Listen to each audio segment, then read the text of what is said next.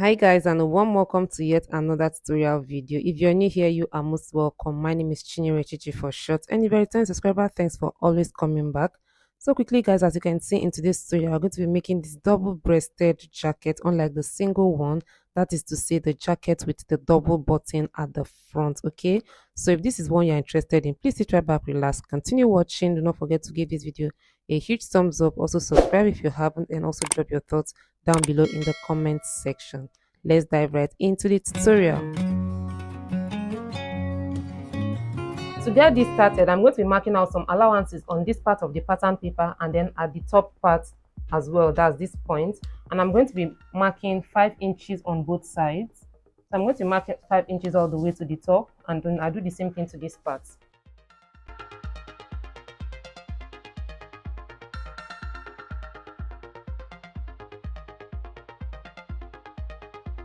So I have 5 inches on this side and then 5 inches on this side.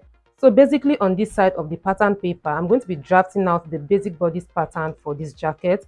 I already have that drafted in my previous jacket tutorial video, so I'm not going to be repeating that. So if you don't know how to draft your basic bodice, I'll be leaving the link right in the description box and somewhere on the screen.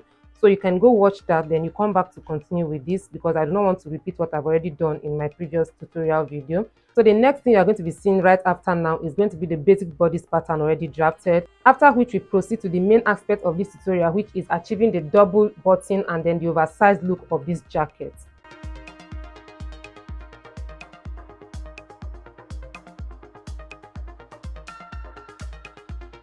For the length of this, I'm going to be using the length of 30 inches. But if the person is not tall, you can use lesser than that.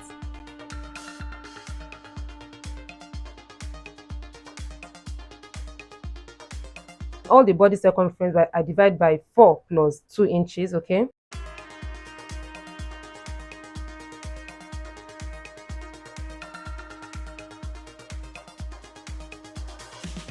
And then for the neckline, I'm going to be using 2.5 inches width and then 2 inches depth.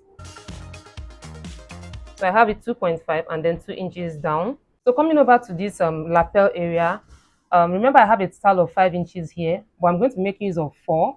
And that 4 inches, I'm going to be dividing it into 2. So I'm going to be marking here and then 2 here. So this 4 and then 2. So I'm going to be doing the same thing all the way.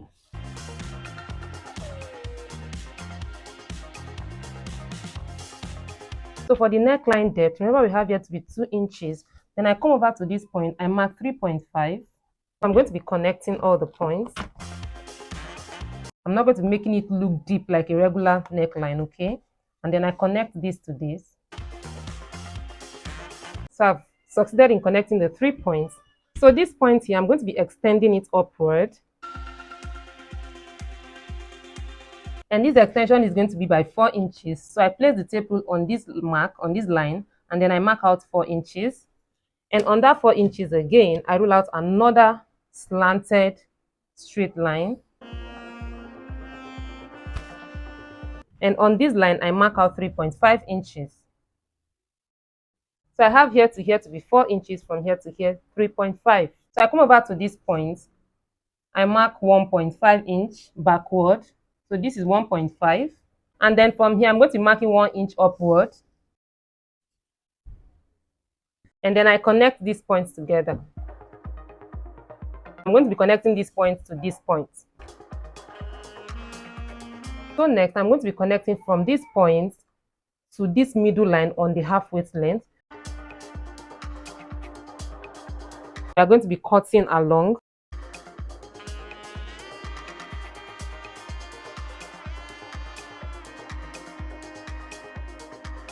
You can see that I'm cutting on this one, not this one, and not this one, okay? That's the middle line.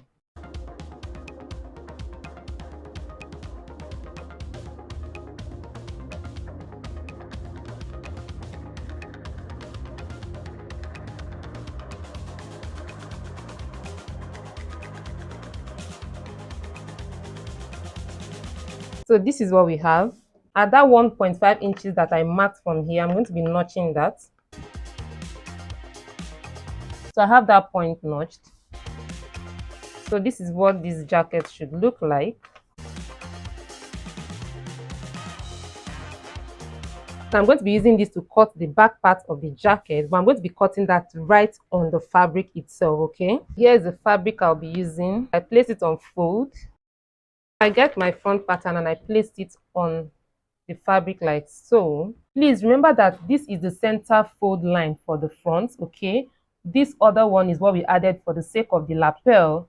So in marking the front or in cutting the front, we are still going to be considering this line as our center fold. But in this case, because I want to have a joining at the center back, I'm going to be adding about half to 1 inch from this line, that's to the fabric.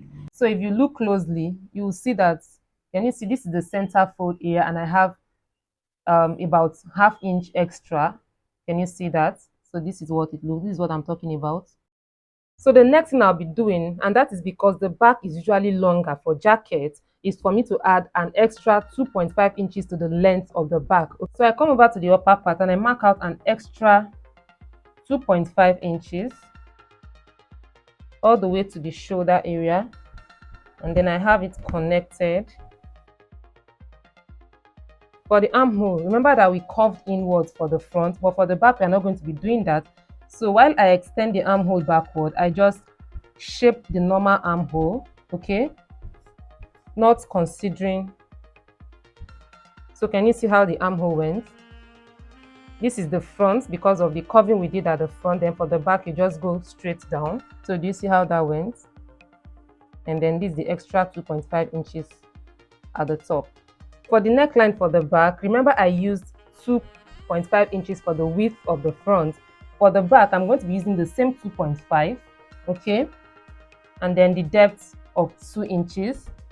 But for this width, I might likely increase it by 1/4 to ½ an inch by the time I want to couple the front and back together. That's depending on what the front is going to give me at the end of the day, okay?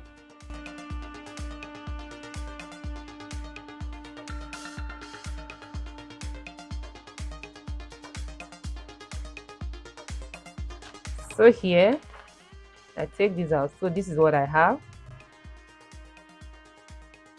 But like I said, I'm going to be stitching this point because I want it to have a stitch at the center back.